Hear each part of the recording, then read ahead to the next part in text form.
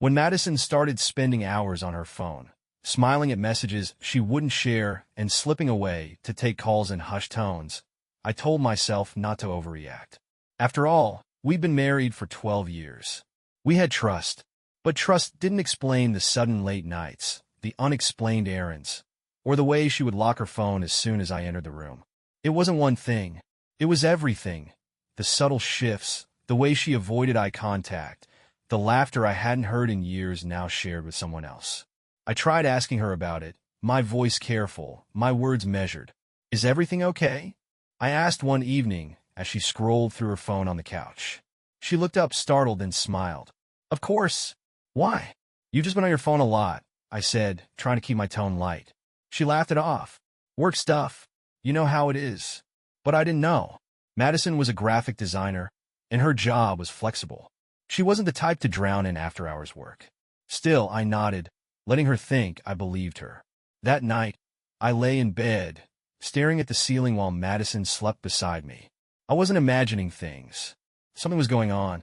The next day, while Madison was at the store, I ordered a GPS tracker online. It arrived 2 days later, small and discreet, just as the ad promised. I didn't want to be this guy. I didn't want to spy on my wife. But the alternative, living in the dark, wondering, was worse. It took less than 5 minutes to install the tracker under her car. By the time she left for one of her work meetings that evening, I was glued to my laptop, watching the map refresh every few seconds. She wasn't going to work. She wasn't going to a client's house. She was driving across town, to the old campus where we'd met. I stared at the screen, my stomach twisting. The campus was filled with memories. Our first date, late-night study sessions, the bench where I'd proposed. Why would she go there now? And why didn't she tell me? The GPS that blinked steadily on the screen, parked in the lot behind Madison's old dormitory building. My mind raced with questions. What was she doing there? Why that spot? I closed my laptop and grabbed my keys. The drive to the campus was a blur. My hands gripped the steering wheel so tightly that my knuckles ached, my mind replaying memories of our time there. We'd spent some of the best years of our lives on that campus. Late nights in the library, picnics on the quad, and countless moments of shared laughter. I told myself there had to be a reasonable explanation. Maybe she was meeting an old friend or just reminiscing. Madison was sentimental like that. But deep down I knew better. When I pulled into the parking lot, I spotted her car immediately. It was parked in the far corner, partially hidden under the shadow of a large oak tree. I turned off my headlights and parked a few spaces away, my heart pounding as I scanned the area. It didn't take long to spot her. She was sitting on a bench, her back to me. And she wasn't alone. A man sat beside her, leaning in close as they talked. The faint glow of a nearby street lamp illuminated their faces, and my stomach dropped. It was Professor David Brooks. I hadn't seen him in years, but I recognized him instantly. He'd been Madison's mentor during college, the charismatic professor who'd taken her under his wing and helped launch her career. He was older now, his once dark hair streaked with gray, but the way he smiled at her hadn't changed. And she was smiling back. I wanted to get out of the car, to confront them right then and there. But something stopped me. I couldn't tear my eyes away from the way they interacted. The easy familiarity, the way she laughed at something he said, the way his hand briefly brushed hers before she pulled it away. They weren't just old friends catching up. I stayed in the car for what felt like hours, watching as they talked and laughed like I didn't exist. When Madison finally stood and said something to David, he nodded, his smile fading slightly. She walked back to her car, her expression unreadable, while David stayed on the bench, watching her leave. I ducked down as Madison's car passed mine, waiting until her taillights disappeared before starting my engine. I didn't follow her home. I wasn't ready to face her yet. Instead, I sat in the parking lot, staring at the empty bench where David still lingered, the weight of what I'd just seen pressing down on me. This wasn't just about Madison anymore. It was about everything we'd built, everything I thought I knew, and I wasn't sure how much of it was real. I stayed in the parking lot long after Madison's car disappeared into the night. My thoughts swirled, each one darker than the last. David Brooks, of all the people in her life, why him?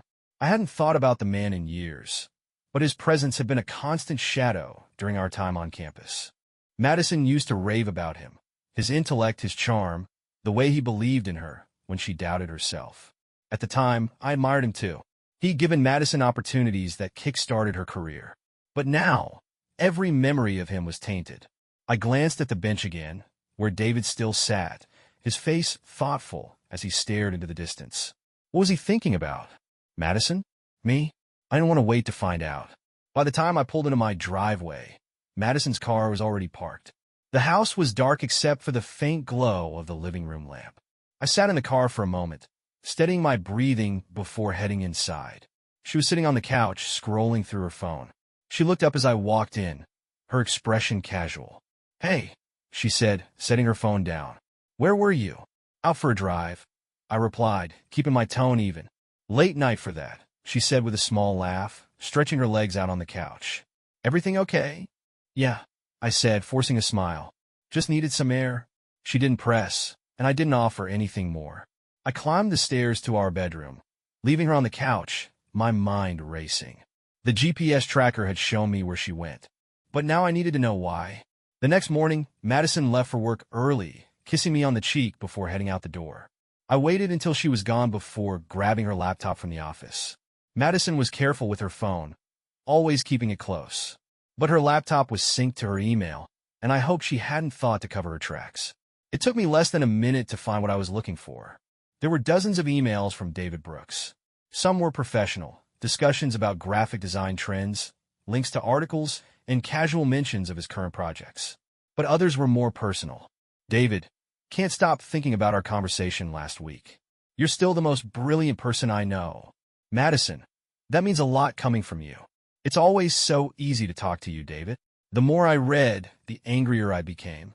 Their correspondence stretched back months, each message filled with a familiarity that made my stomach churn. They reminisced about the past, long nights in his office discussing her work, the time he'd introduced her to her first client, even the day he'd offered her a glowing letter of recommendation. But buried beneath the nostalgia was something more. There were veiled compliments, subtle flirtations, and hints of meetings I hadn't known about. "David, I can't wait to see you again. Same place next week."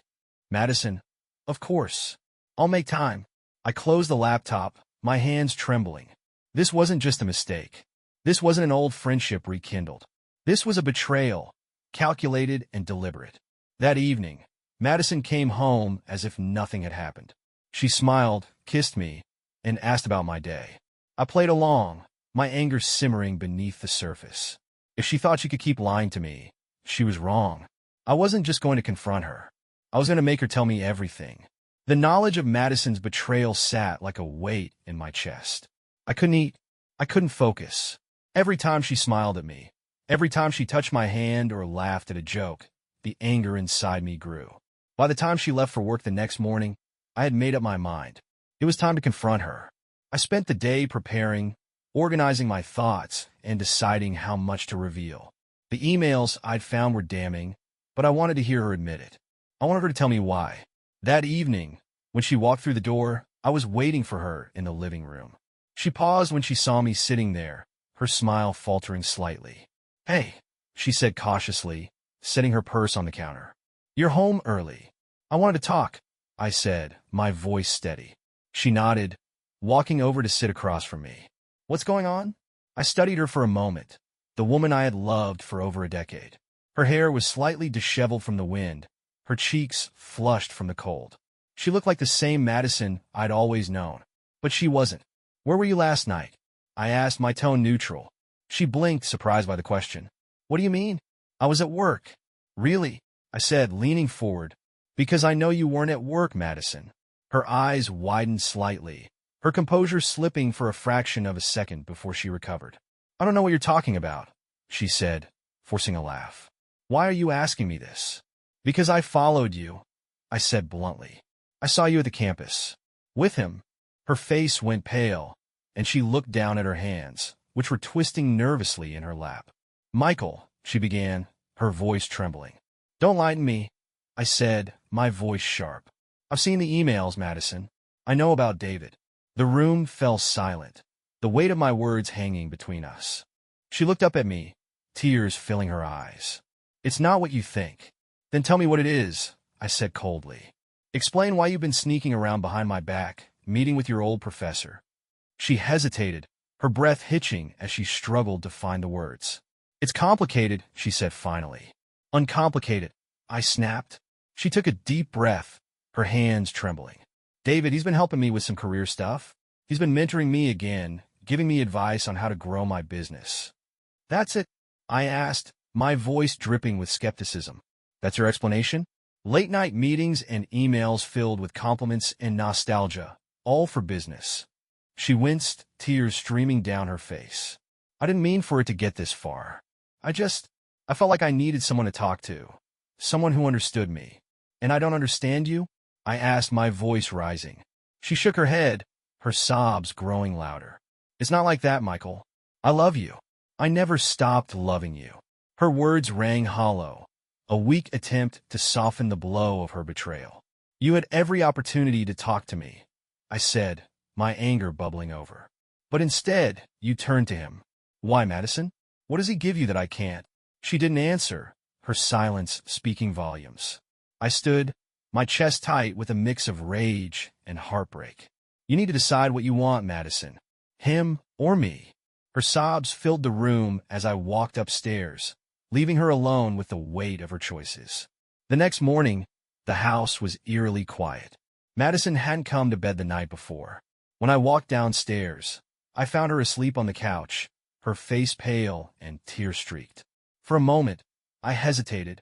Seeing her like that, a mess of guilt and regret, stirred something in me. But then I remembered the emails, the meetings, and the lies. I poured myself a cup of coffee and sat at the table, waiting for her to wake up. When she finally stirred, her eyes met mine, and for a second, I saw a flicker of hope. "Morning," she said, her voice hoarse. I didn't respond, just stared at her. The weight of my silence seemed to crush whatever hope she had left. "Michael, we're not doing this again," I said, cutting her off. "No more lies, no more excuses. If you have anything else to tell me, now's the time." She sat up, pulling the blanket tighter around herself. "I've already told you everything. David and I talked about work. I needed advice, and—" "Stop," I said sharply, slamming my coffee cup onto the table. "Do you really expect me to believe that? After everything I've seen?" Her lower lip trembled, but she held my gaze. "I wasn't trying to hurt you." "But you did," I snapped. "You betrayed me, Madison. And for what? Some nostalgia trip with a man who was never just your mentor?" Her silence spoke louder than any confession. "I'm going to ask you one more time," I said, leaning forward. "Was it just emotional, or did it go further?" She flinched, her eyes filling with tears. "It wasn't physical," she whispered. "But I won't lie to you. There were feelings. I got caught up in the past, in the way he made me feel back then." Her words hit like a punch to the gut. "Feelings," I repeated bitterly. "So, what am I? Just some guy you settled for when the fantasy didn't work out?" "No," she said quickly, her voice desperate. "Michael, I love you. I chose you. I built my life with you. But I felt like we were drifting apart, and when David reached out, it was easy to fall back into old patterns." "Old patterns?" I said, my voice rising. "What does that mean, Madison? Were there feelings back then too? Did you love him?" Her face crumpled, and she buried it in her hands. "I don't know," she sobbed.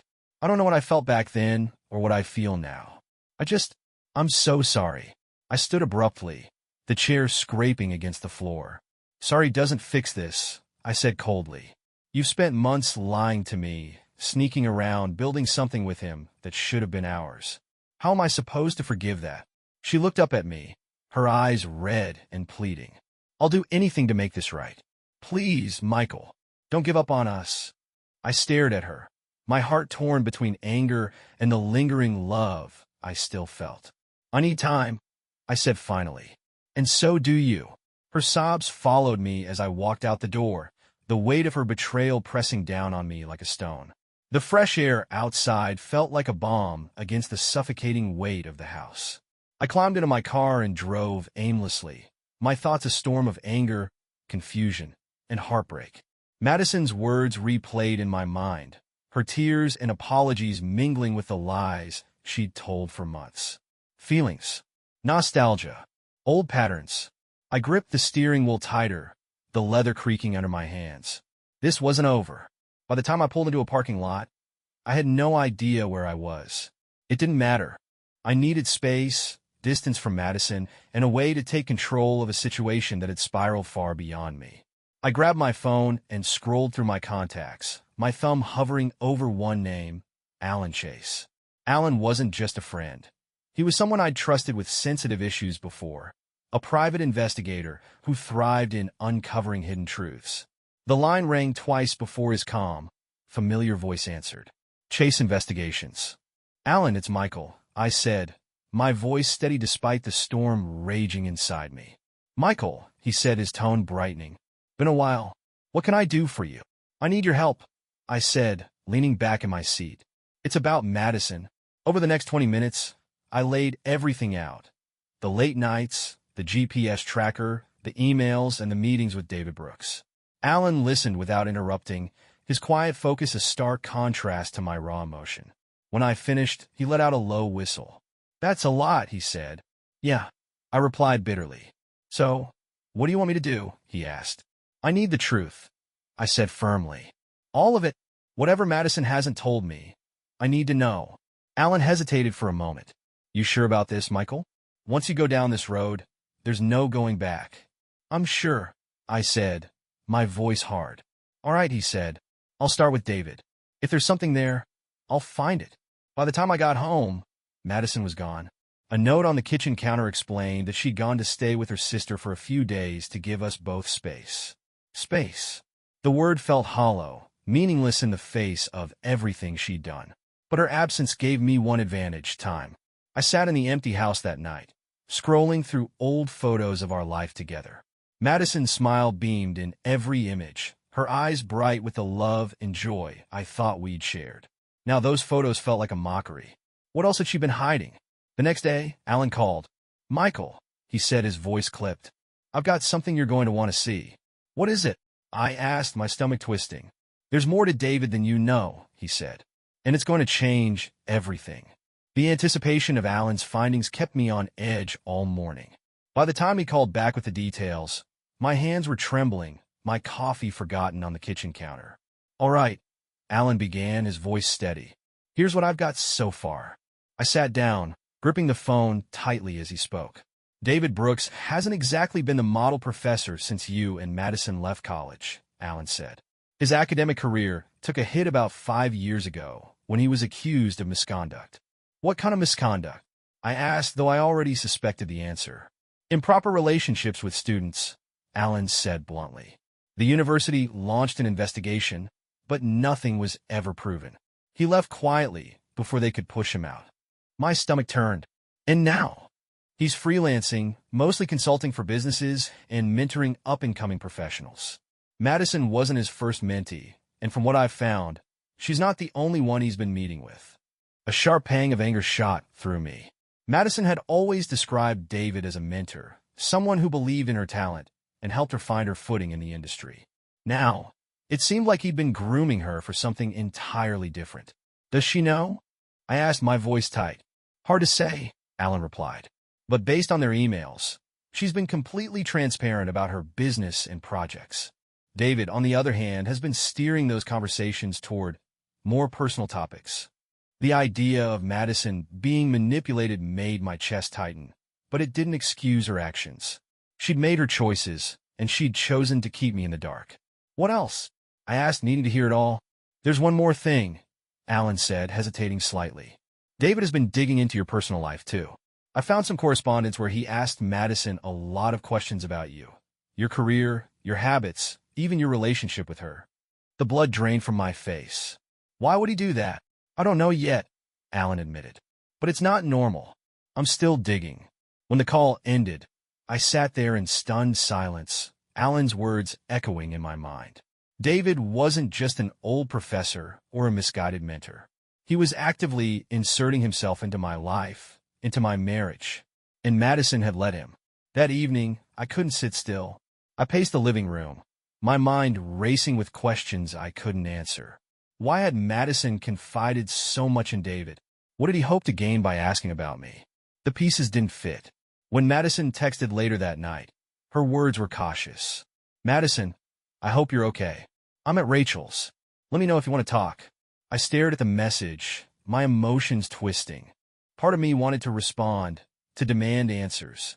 But I needed more before I confronted her again. I needed proof. The next day, Alan sent me an encrypted folder containing David and Madison's entire email exchange. I opened it with a mix of dread and determination. It was all there, months of correspondence, each message revealing the slow erosion of boundaries. David, you've always been special, Madison. I could see it from the day we met. Madison, you have no idea how much that means to me. I owe so much of my success to you. David, you've earned everything you've achieved, but I think you've only scratched the surface of your potential. The conversation started professional, but gradually shifted. By the end, they were deeply personal, filled with flattery and emotional intimacy. And then there were the meetings. David, I can't wait to see you again. Same time next week.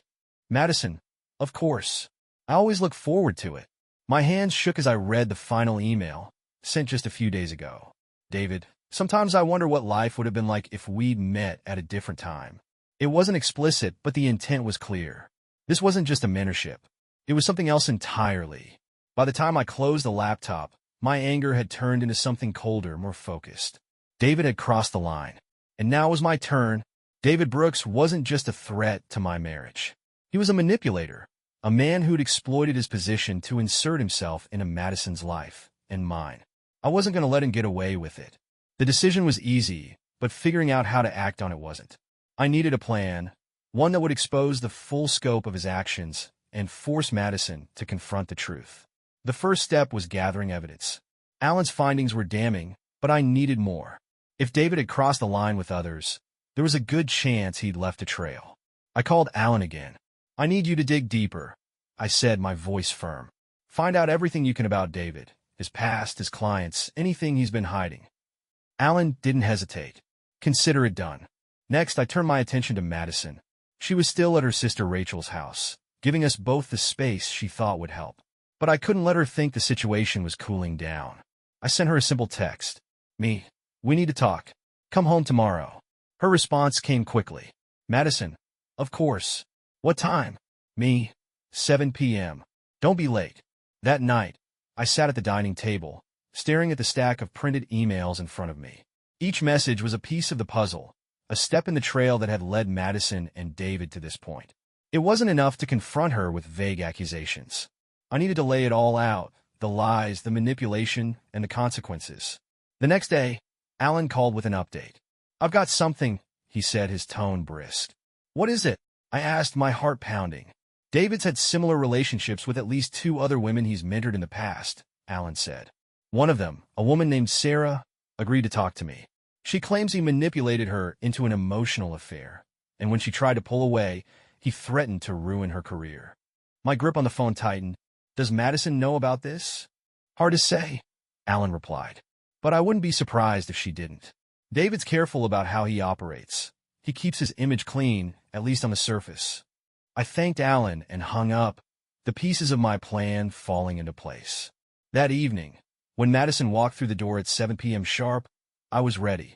She looked nervous as she set her purse down and walked into the living room, her eyes darting around as if searching for clues about what was coming. Michael, she began, her voice tentative. Thank you for agreeing to talk.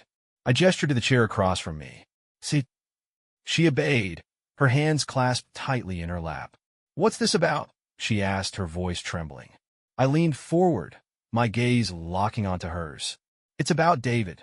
Her face paled, and she opened her mouth to speak, but I held up a hand to stop her.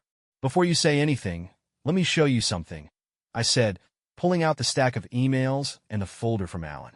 I placed them on the table between us, watching as her eyes widened with recognition.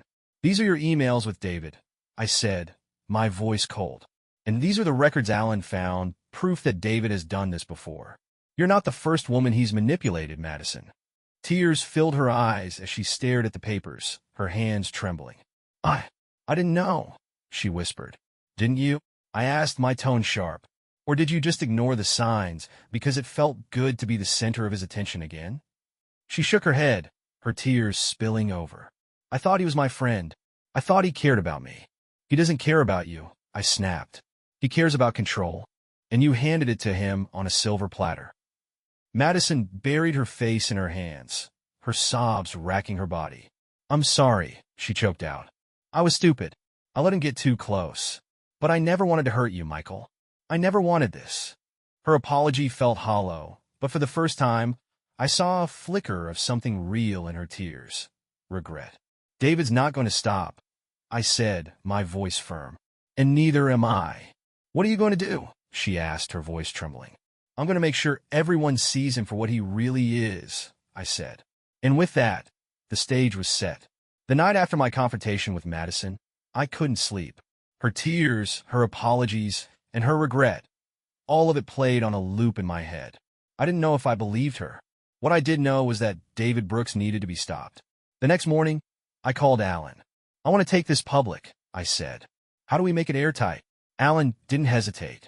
If you're serious, we'll need more than emails and testimony. We'll need hard evidence, audio, video, anything that shows exactly what he's been doing. Can you make that happen? I asked. Consider it done, he replied. The plan was simple but risky. Alan would follow David and Madison the next time they met, capturing everything. If David tried to manipulate her, we'd have the proof we needed to expose him. When I told Madison about the plan, she looked horrified. You want me to meet with him again? She asked, her voice trembling. Yes, I said firmly. You need to see who he really is, Madison, and so does everyone else. She hesitated, her hands twisting nervously. What if he realizes something's off? Then we'll deal with it, I said. But if you want to make this right, this is the way. Madison nodded reluctantly, her face pale. Okay, she whispered. I'll do it. The meeting was set for the following Thursday. David had emailed her, as usual, suggesting their usual spot at the campus coffee shop. Alan and his team were in place long before Madison arrived, their equipment ready to record every moment. I stayed home, glued to my phone, waiting for updates. When the first text from Alan came through, my heart pounded. Alan, he's here. They're talking. I stared at the screen, my mind racing with what could be happening. Another text followed. Alan, he's bringing up their past again. Very personal. Definitely crossing lines. The minutes dragged on, each one filled with a mix of dread and anticipation. Finally, the call came. Michael, Alan said, his voice calm but urgent. We got it. Everything we need. What did he say? I asked. It's not just manipulation, Alan replied. He tried to convince her to leave you, said she'd be happier with him. He even hinted that he could help her career in exchange for more personal attention. My stomach churned. You're sure we got it all? Crystal clear, Alan said. This guy's done. When Madison returned home that evening, she looked shaken but determined. I had no idea he was like that, she said, her voice trembling. He made it sound so innocent, but this time it was different. He was so direct. Now you know, I said coldly. And now, everyone else will too. Alan compiled the evidence into a comprehensive report, complete with audio and video recordings. We sent it to the university, where David still had ties, and to several of his current clients. The fallout was immediate. Within days, David's reputation was in ruins. The university issued a public statement condemning his actions, cutting all ties with him. Clients dropped him without hesitation, and former mints came forward with their own stories of manipulation. David Brooks was finished. That night, Madison sat across from me at the dining table, her hands clasped tightly. You were right, she said softly. About everything. I let him into our lives, and I let him ruin what we had. I don't know if you can ever forgive me, but I want to try to fix this. I want us to fix this. Her words were raw, filled with the kind of vulnerability I hadn't seen in years. For the first time, I didn't feel anger. I felt relief. The house was quiet that night after Madison's apology. Her words hung in the air, raw and unpolished. For months, our lives had been consumed by lies, suspicions, and betrayals. And now, for the first time, I saw something I hadn't expected, hope. But hope wasn't enough on its own. I don't know if I can forgive you, I said finally, breaking the silence. Not yet. Madison nodded, tears brimming in her eyes. I understand, she whispered, but I'll do whatever it takes to earn back your trust. The next few days were a blur of awkward silences and tentative conversations. Madison stayed close, but not in a way that felt suffocating. She gave me space, but I could feel her watching me, waiting for any sign that I was ready to talk. It was strange rediscovering the routines we'd taken for granted. Breakfasts were quieter, and the evenings weren't filled with laughter like they used to be. But there was something else, a shared determination to find a way forward. One evening, after the kids had gone to bed, Madison approached me with a small, hesitant smile. "Can we talk?" she asked, sitting on the edge of the couch. I nodded, setting aside the book I wasn't really reading. "I've been thinking a lot about us," she began, her voice trembling. "About how we got here." I stayed silent, letting her speak. "I didn't realize how distant I'd become," she continued. "And I didn't realize how much I missed us, the way we used to be." Her honesty was disarming.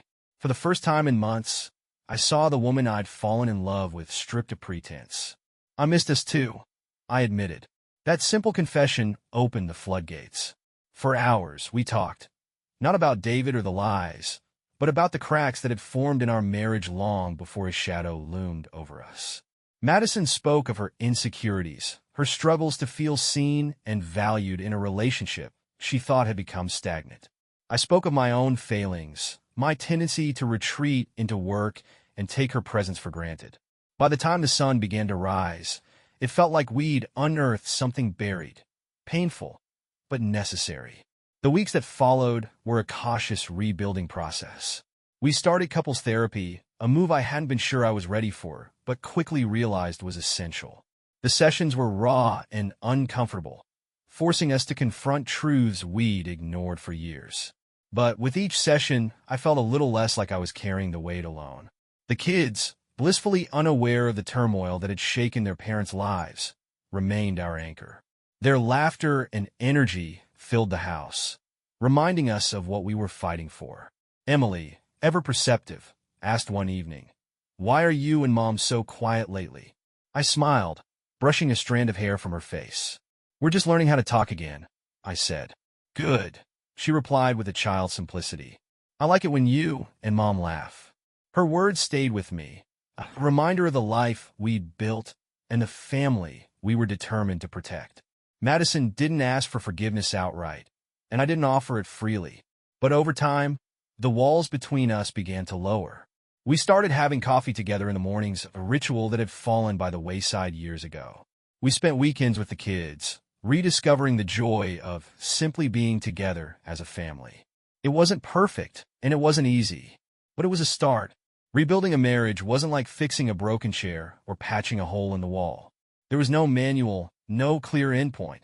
It was messy and exhausting, filled with moments of progress and setbacks that made you question if the effort was worth it. Some days, I felt like we were making strides, rediscovering the rhythm of being a couple. Other days, the weight of what had happened hung over us like a storm cloud, threatening to drown us both. But we kept trying. One night, Madison suggested we go out for dinner, just the two of us. "It doesn't have to be fancy," she said quickly, as if anticipating resistance. "Just somewhere quiet. I think we could use the time to reconnect." I hesitated, unsure if I was ready for something that felt so normal. But the hopeful look in her eyes convinced me. "Okay," I said finally. We chose a small Italian restaurant tucked away in a quiet part of town. It wasn't a place we'd been before, which helped. No lingering memories to taint the experience. Madison looked nervous as we sat down, her fingers twisting the edge of the napkin. "Thank you for agreeing to this," she said softly. I nodded, glancing around the dimly lit room. "It's nice to get out." The conversation started awkwardly, filled with small talk about the kids and work. But as the meal went on, the tension began to ease. "Do you remember our first date?" Madison asked suddenly, her eyes lighting up. I smiled faintly, nodding. "How could I forget? You spilled wine all over my shirt." She laughed, covering her mouth. "You were so nice about it. I thought you'd never want to see me again." "Are you kidding?" I replied. "I was just relieved you didn't bolt out the door. I thought I'd blown it." Her laughter softened, and she reached across the table, her fingers brushing mine. "That was a good night," she said quietly. "It was," I agreed, the memory warming something inside me I hadn't felt in a long time. The drive home was quiet, but it wasn't uncomfortable. Madison looked out the window, a small smile on her lips.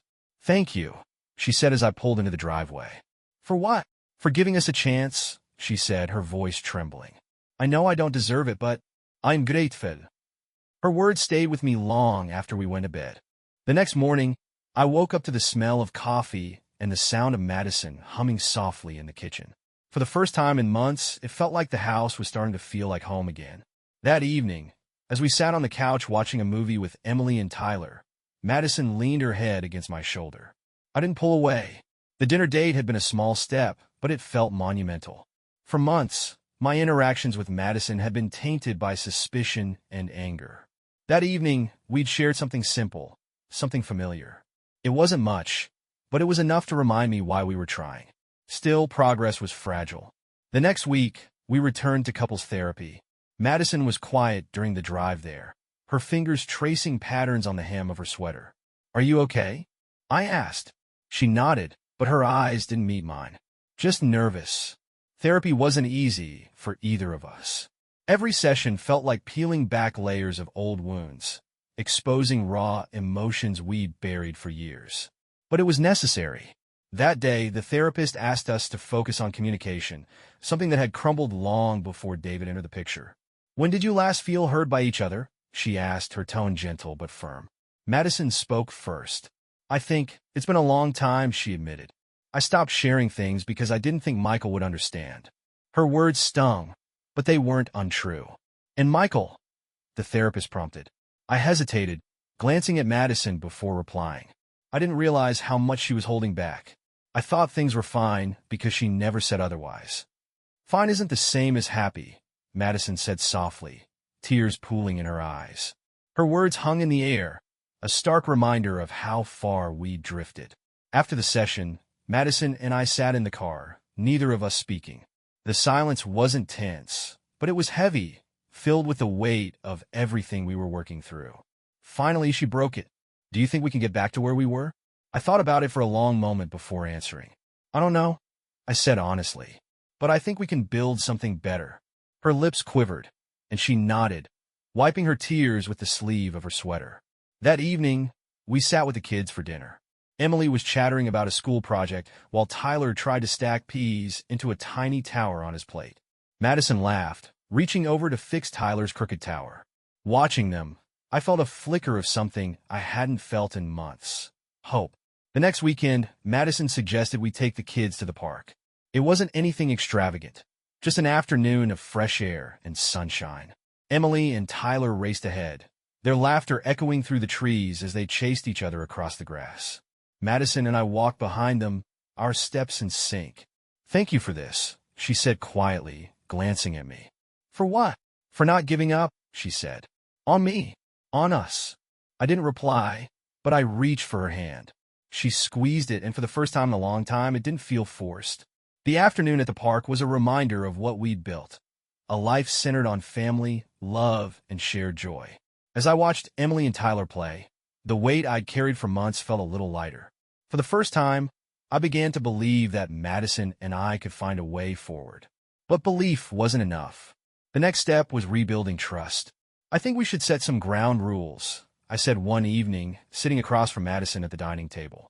She looked up from her notebook, her brow furrowing slightly. Ground rules? Yes, I said firmly. If we're going to move forward, we need boundaries. Transparency. No more secrets. Madison nodded, her expression earnest. I agree.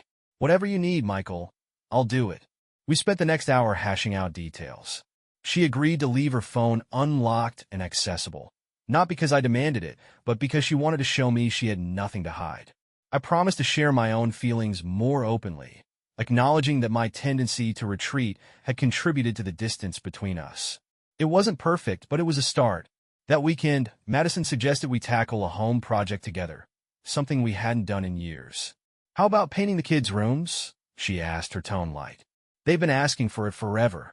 I hesitated, the idea of something so normal feeling almost foreign after everything we'd been through. Sure, I said finally. Emily wanted a bright blue for her room, while Tyler insisted on a superhero-themed red. As we painted, the kids laughed and danced to music, their excitement infectious. Madison had paint streaked across her cheek, and I couldn't help but smile as she tried to swat at Tyler with a brush. It was messy, chaotic, and exactly what we needed. That night, after the kids had gone to bed, Madison and I sat on the couch, sipping wine and admiring our handiwork. "It feels good to do things like this again," she said, leaning back against the cushions. "It does," I agreed, glancing at her. She looked at me, her eyes soft. "Do you think we'll be okay?" "I think we're getting there," I said honestly. The next morning, we received an unexpected package, a handwritten apology from David Brooks, delivered to our mailbox. Madison froze when she saw his name on the envelope, her hands trembling as she handed it to me. "Do you want to read it?" I asked. She shook her head. "You decide what to do with it." I opened the letter later, sitting alone in my office. David's words were predictably insincere, filled with vague regret and half-hearted excuses. I tossed the letter into the shredder without hesitation. David no longer had any power over us. As the weeks went on, Madison and I continued to rebuild, one small step at a time. There were still hard days, moments when old wounds resurfaced and doubts crept in. But there were also moments of laughter, connection, and hope, moments that reminded me why we were fighting for this. One evening, as we tucked the kids into bed, Emily wrapped her arms around both of us. "I love you, Mom and Dad," she said sleepily. Tyler chimed in from his bed, his voice muffled. "Me too." Madison and I exchanged a look, a silent understanding passing between us. We were far from perfect, but we were a family, and that was worth fighting for. Months had passed since the storm that nearly tore our family apart. Life had begun to settle into a new rhythm. Not the same as before, but something resembling stability. Madison and I were still in therapy, both individually and as a couple. The sessions were tough, often dragging old wounds to the surface, but they were also healing. One afternoon, during a session, the therapist asked a question that hit harder than I expected. "What do you see for your future together?" Madison glanced at me, her expression nervous but hopeful. "I see us stronger. I want us to be the kind of couple the kids can look up to. I want to prove that we can get through anything." Her words stirred something in me. For so long, I'd focused on the past, the lies, the betrayal. But now, I realized how much I wanted to believe in a future with her. "I see that too," I said quietly. It wasn't a promise, but it was a beginning. At home, Madison seemed lighter, as though she'd shed the guilt and uncertainty that had weighed her down. She laughed more, played with the kids more, and even started picking up old hobbies she'd abandoned years ago. One evening, I came home to find her painting at the kitchen table. "I forgot how much I missed this," she said, glancing up at me with a smile. I sat down across from her, watching as she worked. "You're good at it," I said. Her smile widened, and for the first time in a long time, I saw her confidence returning. The kids were thriving too. Emily's soccer team had just won a big game, and Tyler had taken an interest in science, spending hours building elaborate Lego structures and explaining his inventions. Seeing them happy made every difficult moment worth it. But even as things improved, the scars remained. One night, after the kids were asleep, Madison and I sat on the back porch, the cool breeze carrying the scent of freshly cut grass. "There's something I've been meaning to ask you," she said hesitantly. "What is it? Do you think you'll ever forgive me?" Her voice was soft, but the weight of her question pressed down on me. I took a deep breath, choosing my words carefully. "Forgiveness isn't something I can promise, Madison, but I can promise to keep trying, to move forward." She nodded, tears glistening in her eyes. "That's all I can ask for." The days turned into weeks, and the distance between us continued to shrink. We started going on more dates, rediscovering the joy of being a couple rather than just co-parents. One evening, during a rare quiet moment at home, Madison handed me a small envelope. "What's this?" I asked, raising an eyebrow. "Open it," she said, her smile tinged with nervousness. Inside was a pair of tickets to a concert by a band we used to love in college. "I thought it might be fun," she said, shrugging. "A way to make new memories." I couldn't help but smile. "I think it's a great idea." The concert was a night I hadn't realized we needed. The music, the energy, the way Madison and I laughed and danced together. It felt like we'd turned a corner. On the drive home, she reached for my hand. "Thank you," she said softly. "For what?" "For giving me a second chance," she replied. I squeezed her hand, my heart full for the first time in what felt like forever. The concert marked a turning point for Madison and me. For the first time in months, I felt like we were genuinely happy. Not pretending, not trying too hard, but simply enjoying each other's company. It wasn't perfect. There were still moments when doubts crept in, when the weight of the past threatened to pull us back under. But those moments were becoming fewer, replaced by something stronger. Hope. The next morning, we sat on the porch drinking coffee, the kids still asleep upstairs. Madison leaned back in her chair, her hair messy from sleep, her face relaxed. "This feels nice," she said, glancing at me with a soft smile. "It does," I agreed. She hesitated, then set her mug down and reached for my hand. "Michael, I just want to say thank you for not giving up on us, for giving me the chance to show you that I can do better." Her words were sincere, her eyes shining with a vulnerability that made my chest tighten. "I didn't just do it for you," I admitted. "I did it for the kids. And for me. I wanted to see if we could find our way back." "And do you think we have?" she asked, her voice barely above a whisper. I thought about it for a moment, letting the question settle. "I think we're getting there," I said honestly. Her lips quivered, and she nodded, wiping a tear from her cheek. That day, we decided to take the kids on a spontaneous trip to the lake. It wasn't far, just a couple of hours away, but it felt like an adventure. Emily and Tyler were thrilled, chattering excitedly as we packed a cooler and loaded up the car. "Do you think we'll see turtles?" Tyler asked as he climbed into the back seat. "Maybe," I said, laughing. "You'll have to keep an eye out." At the lake, the kids ran along the shore, their laughter echoing across the water. Madison and I set up a blanket under a tree, watching them play. "You know," she said, her voice thoughtful, "this is the happiest I've felt in a long time." "Me too," I admitted, surprising myself with the realization. She reached for my hand, her fingers intertwining with mine. "I want to keep building this with you, Michael. Whatever it takes." I looked at her, seeing the determination in her eyes. So do I. The drive home was quiet, the kids dozing in the back seat, their faces peaceful. Madison glanced at me, a small smile playing on her lips. "I think we're going to be okay," she said softly. I nodded, my grip on the steering wheel tightening slightly. "Yeah," I said, my voice steady. "I think we are." That night, as we tucked the kids into bed, Emily wrapped her arms around Madison and me. "I love you, Mom and Dad," she said sleepily. Tyler chimed in from his bed, his voice muffled. "I love you more." Madison and I laughed, exchanging a look over their heads. In that moment, I realized something I hadn't allowed myself to believe before. We weren't just rebuilding what we'd lost. We were creating something better.